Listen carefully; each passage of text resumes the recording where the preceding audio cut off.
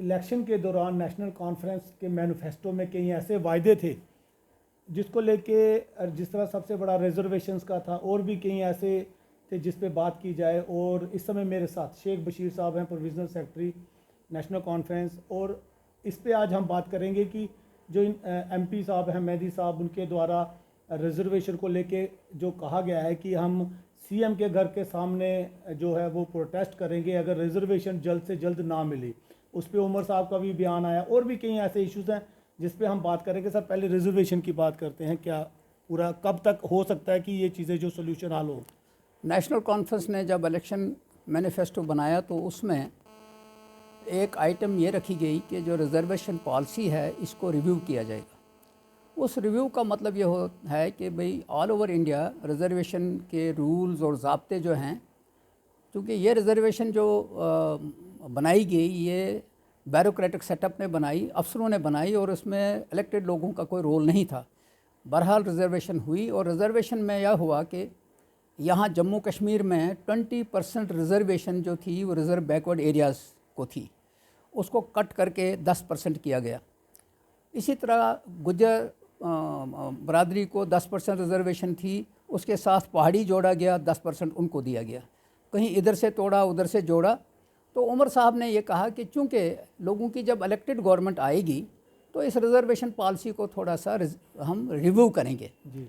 उस रिव्यू करने का मतलब ये था कि ताकि देखें कि ये रिजर्वेशन कहीं उन गाइडलाइन से बाहर तो नहीं जा रही है जो सुप्रीम कोर्ट ने तय की हैं, क्योंकि कोर्ट की डायरेक्शंस भी इस वक्त आई हैं कि एक स्टेज पे आई हैं कि 50% से ज़्यादा रिजर्वेशन नहीं होनी चाहिए।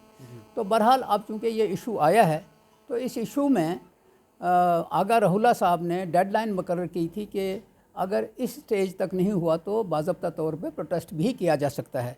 डेमोक्रेसी में प्रोटेस्ट करना अच्छी बात है। डेमोक्रेसी में अपनी राय को रखना, अपने जज्बात को सामने लाने के लिए पीसफुल तरीके से कहीं बैठना कोई बुरी बात नहीं है। और शायद कल चूँकि 22 दिसंबर हो गया, मगर आगा रहुल्ला साहब जब भूल गए कि यूनियन टेरिटरी में 2 महीने भी नहीं हुए हैं, और 2 महीने में पहले ही जनाब चीफ मिनिस्टर साहब ने क्लियर कर दिया है कि उन्होंने कैबिनेट सब कमेटी बनाई है जो इसके ऊपर डेलिब्रेट करेगी, और डेलिब्रेट करने के बाद रिपोर्ट आएगी। जब रिपोर्ट आएगी तो उस रिपोर्ट को असम्बली के अंदर डिस्कस किया जाएगा, जो एक प्रोसेस है। तो मैं समझता हूँ कि शायद इसके ऊपर ज़्यादा पॉलिटिक्स नहीं होना चाहिए, और जो लोग इसको पॉलिटिक्स में लाएंगे और ज़्यादा हो जाएंगे तो शायद नुकसान होगा। बहरहाल अगर कोई चीज़ है जो सब कमेटी बनानी, उनको काम करने देना चाहिए। और तो आपका कहने का मतलब कि स्टेटहुड इसीलिए बहुत ज़रूरी है कि कई ऐसे काम है जो डायरेक्ट जो है गवर्नमेंट वो कर सकती है, क्योंकि जब भी हम कोई क्वेश्चन पूछते हैं, जब भी हम कोई बात करते हैं तो एक ये आ जाता है या तो बजट या टाइम, या कई ऐसे मिनिस्टर से भी पूछते हैं। तो ये काफ़ी जो इश्यूज़ है वो नहीं स्टेटहुड तो है ना, ये तो मैं मान के चलता हूँ ना कि जम्मू कश्मीर के अंदर लोगों को कहीं ना कहीं यूटी का तजर्बा जम्मू कश्मीर के लोगों को भी नहीं है, जम्मू कश्मीर के जो मिनिस्टर्स हैं उनको भी नहीं है, ना ही ये क्योंकि जम्मू कश्मीर तो बहुत बड़ी रियासत थी ना, हिस्टोरिक रियासत थी। इसका अपना कॉन्स्टिट्यूशन था, अपने लॉज थे, रूल्स थे, सब कुछ बना हुआ था, कॉन्स्टिट्यूंट असम्बली ने बनाए थे। अब उसको तोड़ के बना दिया यूनियन टेरिटरी। यूनियन टेरिटरी की अपनी लिमिटेशंस होती हैं। चीफ मिनिस्टर को अपनी रूपरेखा पता है कि उस कहाँ तक उस जा सकते हैं, एलजी को पता है कि मैं कहाँ तक जा सकता हूँ। जब तक स्टेटहुड रेस्टोर नहीं होता तो ये इश्यूज तो थोड़े बहुत रहेंगे। लेकिन मैं ये समझता हूँ कि हम लोग जो काम करते हैं सियासत के अंदर, हमारी ये जिम्मेदारी बनती है कि नौजवानों को बाखबर करें, यहाँ के लोगों को बाखबर करें कि ये जो रिस्ट्रिक्शंस हैं या लिमिटेशंस हैं या जो कुछ रिस्ट्रिक्शंस हैं, उनको मद्देनज़र रख के हम अपनी ये जो लक्ष्मण रेखा है उसको क्रॉस ना करें। और अगर क्रॉस करते हैं तो ज़रूर कन्फ्लिक्ट होगा। तो मैं समझता हूँ कि ये 2 महीने से ज़्यादा वक्त हो गया है, इसमें स्मूथली केंद्र की तरफ से भी कहा गया था कि जो जल्द ही स्टेटहुड मिलेगी, लेकिन अभी तक जो स्टेटहुड केंद्र का, जब मैं कुछ चीज़ें तो वही जवाब दे सकते हैं, लेकिन मैं एक चीज़ बताना चाहता हूँ। अगर बशीर अहमद को कोई पूछे तो मैं समझता था कि अगर बीजेपी वाले सिंसियर हैं तो वो जम्मू कश्मीर को इलेक्शन से पहले स्टेटहुड दे देते, ताकि जम्मू कश्मीर के अंदर लोगों की जो एस्पिरेशंस हैं, जम्मू कश्मीर के जो अंदर हैं, वो इलेक्टेड गवर्नमेंट करे। लेकिन चूँकि उन्होंने नहीं किया, अब चूंकि उन्होंने सुप्रीम कोर्ट में भी कहा है कि जल्द से जल्द हम सितंबर का स्टेटहुड टाइम करेंगे, दिया था, लेकिन नहीं सितंबर स्टेटहुड के लिए नहीं था, सितंबर का टाइम था इलेक्शन का। जी स्टेटहुड के मामले में वहाँ उन्होंने एफिडेविट दिया है कि जल्दी से जल्दी हम रिस्टोर करेंगे। रिस्टोर की बात की गई। अब वो जल्दी से जल्दी कब है ये प्राइम मिनिस्टर ऑफ इंडिया और होम मिनिस्टर ही बता सकते हैं, लेकिन हम आपके माध्यम से कहना क्योंकि चाहते जनता हैं सफ़र हो रही है इसलिए, क्योंकि कई ऐसे काम है जो नहीं हो पा रहे, बेरोजगारी, कई ऐसे बहुत काम से हैं जो issues। आपके साथ भी हमने बात की, आपने कहा है कि बजट सेशन में वो चीज़ें उठाई जाएंगी। यूटी है, एडमिनिस्ट्रेशन है, सरकार है, कई जिस तरह से अभी आपने बताया कि कई ऐसे इश्यूज हैं जो हमने बातचीत करके एडमिनिस्ट्रेशन और सरकारों को चलना पड़ता है। नहीं, इसमें एक और चीज़ मैं आपको बताऊंगा, अगर स्टेट रेस्टोर भी हो जाए, जी इस वक्त जो बजट है वो ऑफिसर्स का बनाया हुआ बजट है जो उसको हम चला रहे हैं। जी मार्च में जब बजट सेशन होगा, उस बजट सेशन की रूपरेखा क्या होगी वो तय होगी। उसके बाद उस पर डिबेट होगा। जब डिबेट होगा जिसमें असेंबली के इलेक्टेड नुमाइंदे रिप्रेजेंट करेंगे, उसमें कांग्रेस के लोग होंगे, बीजेपी के लोग होंगे, नेशनल कॉन्फ्रेंस के लोग होंगे। जब वो डिबेट करेंगे तो जो चीज़ वो उभर के सामने आएगी उसको आप ले लेंगे, वो लोगों के नुमाइंदे का बजट होगा, उसको ऊपर नुक्ताचीनी भी होगी। तो हमें जब हम किसी भी गवर्नमेंट को जब नुक्ताचीनी नहीं होती है तो वो फिर वन साइडेड हो जाता है। हम समझते हैं कि हम जब बजट बनाएंगे तो जो नुक्ताचीनी होगी उससे भी सीखा जाएगा। उमर साहब इस स्टेट के चीफ मिनिस्टर भी रहे हैं, स्टेट के चीफ मिनिस्टर, उनको भी तजर्बा है। दूसरी बात है कि इलेक्टेड हम नुमाइंदे जो हैं इसमें ज़्यादातर लोग वो हैं जो फर्स्ट टाइमर हैं। तो जो फर्स्ट टाइमर हैं, शायद मैं सुन रहा था एक दिन के स्पीकर साहब उनके लिए एक वर्कशॉप करना चाहते हैं 2-3 दिन की, ताकि उनको समझाया जाए कि हाउस के अंदर कैसे डेलिब्रेट किया जाता है, क्योंकि जो पहली दफ़ा बन के आता है उसको रूल ज़ाब्ते का पता नहीं होता है। अगर वो भी हो जाए तो अच्छी बात है।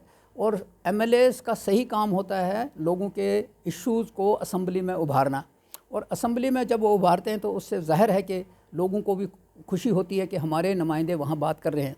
तो मुझे उम्मीद है कि जो सेशन होगा वो सेशन उन एस्पिरेशंस को पूरा करेगा जो लोगों की एस्पिरेशंस हैं। मतलब आपका कहने का मतलब है कि बजट सेशन तक, मार्च तक सब कुछ देखना पड़ेगा कि जितने भी इश्यूज हैं वो तब तक ही, क्योंकि बजट आएगा उस पर आप हर बजट की जो बात करेंगे। अभी जो है वो पुराना सिलसिला ही चल रहा है, पुराने के ऊपर भी बहस होगी, नया जो है उसके ऊपर भी, जो प्रोजेक्ट चल रहे हैं उस पर भी बहस होगा कि कितना पैसा आया। कई नौकरियां निकाली गई हैं, उस पर आपका भी कहना है कि ये सरकार की तरफ से नहीं, ये पहले की तरफ से है, या कहीं कोई ऐसे काम किए जाते हैं। मैं आपको बताता हूँ, इस वक्त तक नेशनल कॉन्फ्रेंस ने कोई नई क्रिएशन तो नहीं की।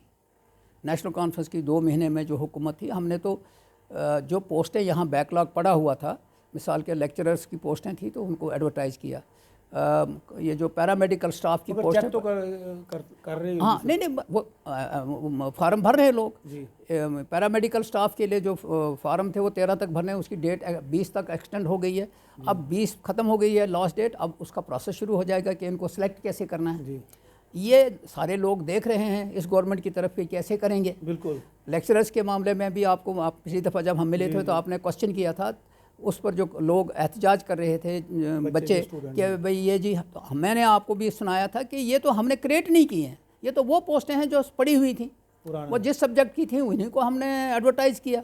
हम पर इल्ज़ाम तब आएगा जब हम क्रिएट करेंगे और हम इग्नोर करेंगे किसी पंजाबी को, आपका हिंदी कहने का को। मतलब क्रिएट या जो भी चीज़ होगी वो मार्च बजट सेशन के बाद होगी आपकी तरफ से, तब ही काम किया जाएगा। क्योंकि हम डेली वेजर्स के इशू के ऊपर भी मैं आपके बात कर रहा हूँ। डेली वेजर्स का इशू भी इसमें डिबेट होगा, और डेली वेजेस के भी हमारी कमिटमेंट है कि उनको करना है, और तब करेंगे जब उसके लिए बजट का प्रोविज़न होगा। बजट का प्रोविज़न करना बहुत ज़रूरी है, या उनको करके उसके बाद लटका के रखना है। बजट तो फिर स्टेटहुड कितनी ज़रूरी है, अगर ये बड़ी सब ज़रूरी कुछ है, देखना हो तो बहुत ज़रूरी है। और मैं समझता हूँ कि गवर्नमेंट ऑफ इंडिया को विदाउट वेस्टिंग टाइम इसको रिस्टोर करना चाहिए, और जो चुनी हुई सरकार के ऊपर भरोसा करके उसको आगे चलाना चाहिए। डिसेबिलिटी जो है वो एक बड़े ऐसे गरीब लोग हैं, डिसेबल हैं, छोटी छोटी चीज़ों के लिए रह जाते हैं, सरकार की तरफ से दिया जाता था स्टेफन के तौर पे, लेकिन 3000 की बात की गई थी स्कीम नायतू जी के द्वारा आपके, तो क्यों नहीं ये चीज़ को लागू किया जाता? पहले कल ही उन्होंने एक फंक्शन में डिसेबिलिटी के जो लोग हैं, ये स्पेशल लोग होते हैं, चाहे वो गरीब हो चाहे अमीर हो, जिसकी टांग नहीं होती, बाजू नहीं होता, या कोई लिम्ब नहीं होता, तो उसके लिए कोई बना रही थी वो NGO, उनको लेके वो उन्होंने काम किया है। तो तो मैं ये समझता हूँ कि डिसेबल्ड की जो ग्रांट्स है वो बंद नहीं होनी चाहिए। मैं तो सकीना जी से रिक्वेस्ट करूँगा कि वो देखे भी क्यों नहीं उनको पेमेंट हो रही है टाइम पे। अगर पैसा नहीं था तो वो क्यों, अगर था तो पेमेंट क्यों नहीं हो रही है, अगर नहीं है तो पेमेंट बंदोबस्त किया जाए।